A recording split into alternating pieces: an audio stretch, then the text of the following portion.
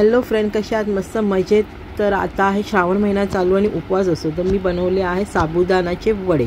साबुदाणा खिचडीही केली जाते. इथे मी पाव किलो साबुदाणा भिजत घातलेला होता. 4-5 तास भिजत घालायचे आणि मग त्यातलं पाणी सगळं नीट काढून घ्यायचं आहे. इथे मी दाण्याचा कूट घेतलेले आहेत, बटाटी आहेत, जिरं, मीठ आणि मिरची घेतलेली आहे. तर बटाटे चांगले उकडवून घ्यायचे आणि त्याची साल वगैरे काढायचं आणि अगदी मऊ असे करायचे नाही, थोडेफार असे मोठे वगैरे असे ठेवायचे, म्हणजे ते खाताना थोडेफार लागतात. नाही तर मऊ असेल तर अगदी नरम नरम होऊन जातात ना साबुदाणा. तर पूर्ण असं मऊ मऊ करायचे नाही आहे ते आपल्याला बटाटे. आणि त्याच्यामध्ये आता मी मिरची टाकणार आहे, जिरं घेतलेलं आहे, चवीप्रमाणे मीठ घेतलेलं आहे. हे तुम्ही फोडणी म्हणजे तेलावर पण तुम्ही तेल किंवा तुपावर पण टाकू शकता किंवा असंच मिक्स करा आणि मग त्याच्यामध्ये साबुदाणा वगैरे सगळं ॲड करायचं आहे. तर हे मी हलक्या हाताने आपल्याला सगळं मिक्स करायचं आहे, दाबून करू नका, मग ते अगदीच पाणी त्याचं हे होतं बटाट्याचं. आणि नंतर मग साबुदाणा आपल्याला ॲड करायचा आहे, तो पण हलक्या हातानेच मिक्स करायचा आहे, पूर्ण असं चिकट करायचं नाही आहे. मग तो वडा खाताना पण असं मऊ मऊ चिकट होतं. तर वरच्यावर असे मिक्स करून घ्यायचं.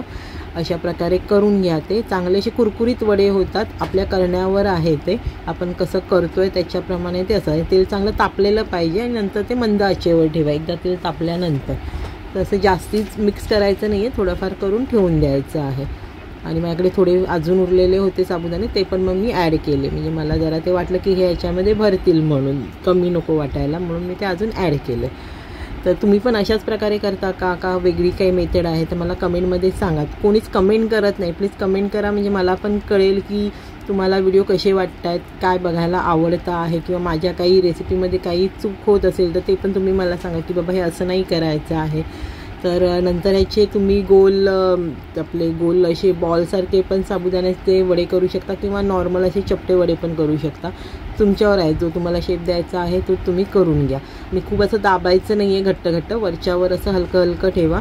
काही असे ते फुटत वगैरे नाही साबुदाणे. आणि एकाच वेळेला सगळे करून घ्या, म्हणजे प्रत्येक वेळेला आपला हात असं चिकट होत नाही. मग एकदा तेल तापलं की मग आपण एक करून त्याच्यामध्ये तेलामध्ये तळून घ्यायचा आहे तो. तर अशा प्रकारे मी असे सगळे बनवून ठेवते आणि मग तेल तापल्यावर आपण करायला. एका बाजूला तेलही मी गरम करायला ठेवलेलं आहे. तर तुम्ही पण करा. आणि आता संकष्टी येत आहे, 12 ऑगस्टला संकष्टी आहे. संकष्टी आहे म्हणजे ती मंगळवारची आली, त्याच्यामुळे ती अंगारिका पण आहे. श्रावणातली अंगारिका ही खूप चांगली असते. उपवास नक्कीच करायचा असतो तो. एक वेळ तुम्ही फळं खा किंवा असं काही बनवून खा, पण नक्कीच उपवास करायचा असतो, तो चांगला असतो असं म्हणतात. तर माझाही उपवास असणार आहे. तर हे सोमवारी पण आहे आणि मंगळवारी पण असेल बऱ्याच जणांचा उपवास. तुम्ही अशा प्रकारे करून खाऊ शकता. उपवासाला तुम्ही काय बनवून खाता ते मला सांगा. मी वरीच्या भाताचा पण व्हिडिओ केलेला आहे, डिस्क्रिप्शनमध्ये त्याची लिंक देते. मऊ असा भात होतो. आता हे तेल तापलं आहे की नाही बघण्यासाठी आपण थोडंसं ते टाकून बघायचं, तर ते पटकन अलगद असं वरती आलं म्हणजे आपलं तेल तापलेलं आहे. मग जसे तुमच्या कढईमध्ये पुरतील तसे 3-4 जसे होतील तसे तुम्ही ते एक करून वडे तळायला घ्या.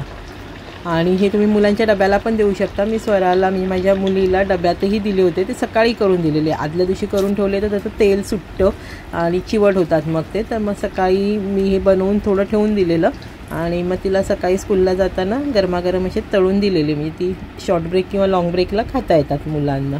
माझे असे काही टिफिन सिरीज पण मी केलेले आहेत, शॉर्ट्स व्हिडिओमध्ये आहेत, लाँग व्हिडिओमध्ये पण आहेत. तुम्ही चॅनलवर या, बघा, म्हणजे तुम्हाला ते कळतील. आणि जर कोणी सबस्क्राईब केलं नसेल तर ते सबस्क्राईब करा, बाजूचं बेल आयकॉन पण प्रेस करा, म्हणजे व्हिडिओ कधी येत आहेत ते पण तुम्हाला कळतील. आणि कमेंट करा, म्हणजे मला कळेल की तुम्हाला काय ह्याच्यातलं आवडलं आहे आणि कोणती रेसिपी तुम्ही करून बघितली आहे.